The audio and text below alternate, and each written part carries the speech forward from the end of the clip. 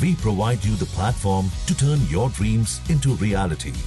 Give wings to your aspirations with KR Mangalam University. नमस्कार दोस्तों, स्वागत है आपका दैनिक जागरण में। दोस्तों, बंगाल चुनाव के परिणाम आ चुके हैं और बीजेपी ने बहुमत हासिल कर लिया है। लोग इंतजार में हैं कि बीजेपी किसको अपना सीएम बनाने वाली है। ऐसे में विधानसभा चुनाव की हार के बाद भी ममता बनर्जी ने अपना इस्तीफा देने से साफ इनकार कर दिया है।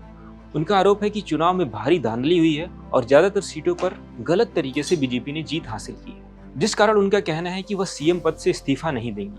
अब इस पर भाजपा ने उन पर तीखा हमला बोला है। क्या ममता दीदी ये सही कर रही हैं? क्या ये लोकतंत्र की परंपरा के खिलाफ है? आज इस पूरे मामले को आपको विस्तार से समझाते हैं। चुनाव परिणाम और ममता का फैसला। दोस्तों, पश्चिम बंगाल विधानसभा चुनाव हो चुके हैं। तृणमूल कांग्रेस यानी कि टीएमसी को हार का सामना करना पड़ा है, लेकिन ममता दीदी ने इस्तीफा देने से साफ इनकार कर दिया। उन्होंने कहा है कि उन्हें जनता ने नहीं हराया, बल्कि बड़े पैमाने पर धांधली करके उन्हें हराया गया है। उन्होंने दावा किया है कि करीब 100 सीटों पर जनादेश को प्रभावित किया गया और उन्हें हराया गया, इसलिए वो अब इस्तीफा नहीं देंगी। ये सुनकर कई लोग हैरान हैं, क्योंकि आमतौर पर चुनाव हारने के बाद मुख्यमंत्री इस्तीफा दे देते हैं, लेकिन ममता दीदी का कहना है ये हार साजिश की वजह से हुई है, इसलिए वह इस्तीफा नहीं देंगी। भाजपा का तीखा हमला। अब आते हैं भाजपा की प्रतिक्रिया पर। भाजपा ने ममता के इस फैसले को तानाशाही करार दिया है। उनका कहना है कि ये लोकतंत्र की परंपरा के बिल्कुल खिलाफ है। भाजपा का आरोप है कि ममता संवैधानिक मूल्यों का सम्मान नहीं कर रही है। भारत में शांतिपूर्ण तरीके से सत्ता हस्तांतरण की परंपरा रही है। एक पार्टी हारती है तो दूसरी पार्टी सत्ता संभाल लेती है, लेकिन ममता इस परंपरा को तोड़ रही है। संबित पात्रा का बयान। भाजपा के राष्ट्रीय प्रवक्ता संबित पात्रा ने इस पर बहुत तीखी प्रतिक्रिया दी है। उन्होंने कहा है कि ममता का रुख हास्यास्पद और चिंताजनक है। संबित पात्रा ने कहा, भारत की पहचान शांतिपूर्ण सत्ता हस्तांतरण की रही है, लेकिन ममता जी इस परंपरा पर हमला कर रही हैं। पात्रा ने केरल और तमिलनाडु के उदाहरण दिए।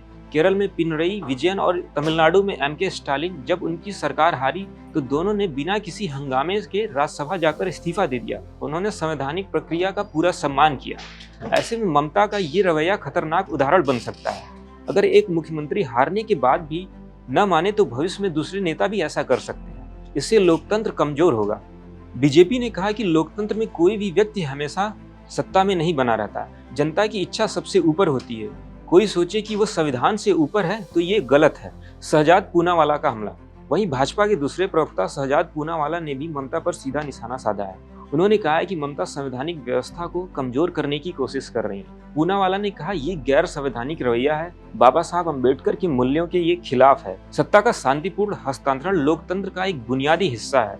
लेकिन सबसे महत्वपूर्ण बात उन्होंने ये कही, भले ही ममता इस्तीफा न दें, लेकिन आने वाले 8 मई को विधानसभा भंग हो जाएगी और उनकी सदस्यता अपने आप ही खत्म हो जाएगी। यानी 8 मई के बाद ममता बनर्जी विधायक भी नहीं रहेंगी। संवैधानिक तरीका क्या है?